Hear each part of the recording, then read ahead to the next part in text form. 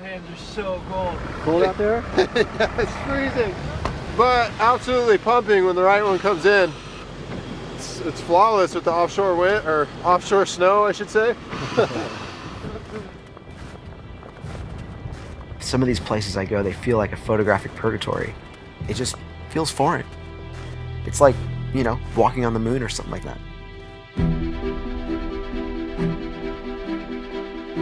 You know, when people think of surfing, the last thing people consider is, you know, surfing in the Arctic. The contrast of going to these harsh, remote environments and having surfing be your means of exploration, it doesn't get any better than that. I feel almost driven to document the Arctic, and in a lot of ways, Arctic surfing.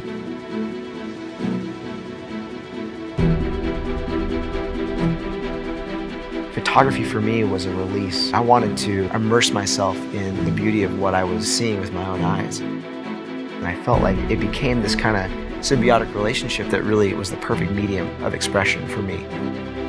As soon as I got a camera, I realized that this could be my vehicle to go experience the world. I love to travel.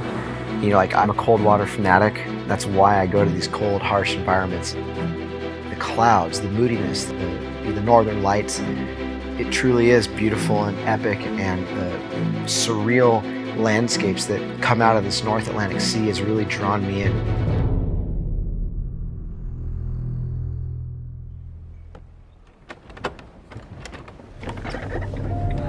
This morning we had to shovel out the car for about an hour before we could even get out of the driveway, and we had about 5 to 6 feet of like snowdrift last night, and it's just packed beyond belief. Being from Southern California, it's the complete opposite from what I'm used to. It's just a different kind of beauty. It's real raw, and just getting to see this side of God's creation is super rad. It truly is beautiful and epic and mystical, all while being some of the most harsh conditions I've ever seen. I have such a respect for the guys that get out there in the water. They really have the tough end of the deal.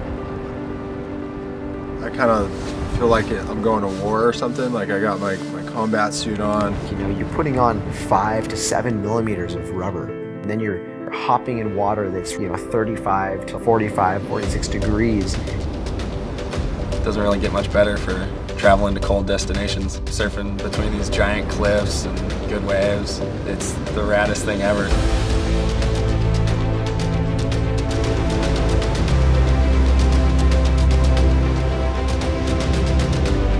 When you're first paddling out, it's kind of a shock, and then within 2 minutes you start feeling your core temp drop.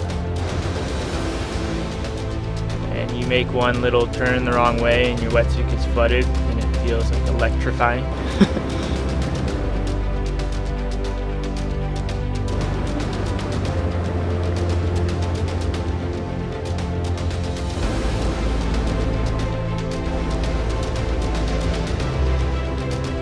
The ocean, for years, has been considered by a lot of the locals in these places such a dangerous, scary place. And when you see, you know, these professionals working in such an amazing way, riding storm surf with crazy undertows and huge currents and winds from some of the roughest seas in the world.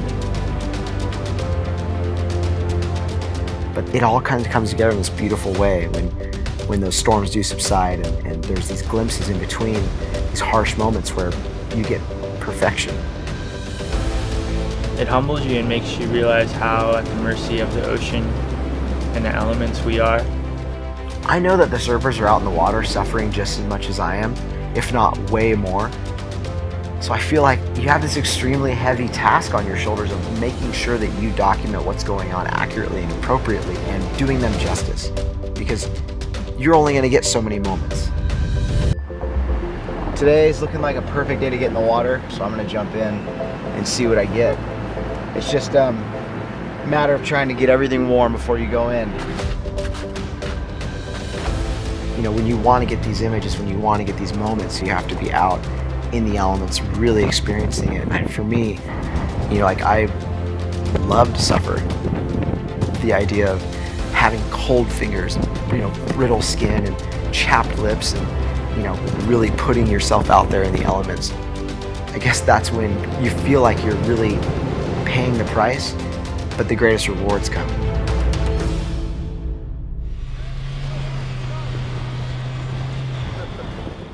Real deal right now, dude. This stuff's so slick.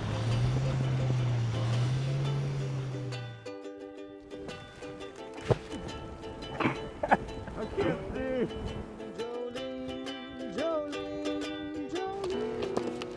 I think the surf community is a passionate bunch. I mean, it's just such a beautiful way to interact and share experiences with people.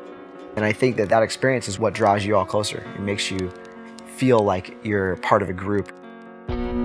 We all want to see what's out there. We all want to push past that next headland and see if there's a better wave on the other side. And I think that experience is what draws you all closer. That community, I feel like it's like family. I think as photographers, our goal, or at least my goal, is always to inspire people. And if you're not sharing your work, then what are you doing? I just want to stoke people's passions for adventure and getting out there. And I want people to drift away when they look at my images. I want them to feel like it's taking them so far from where they are at that moment that they're immersed in the feeling.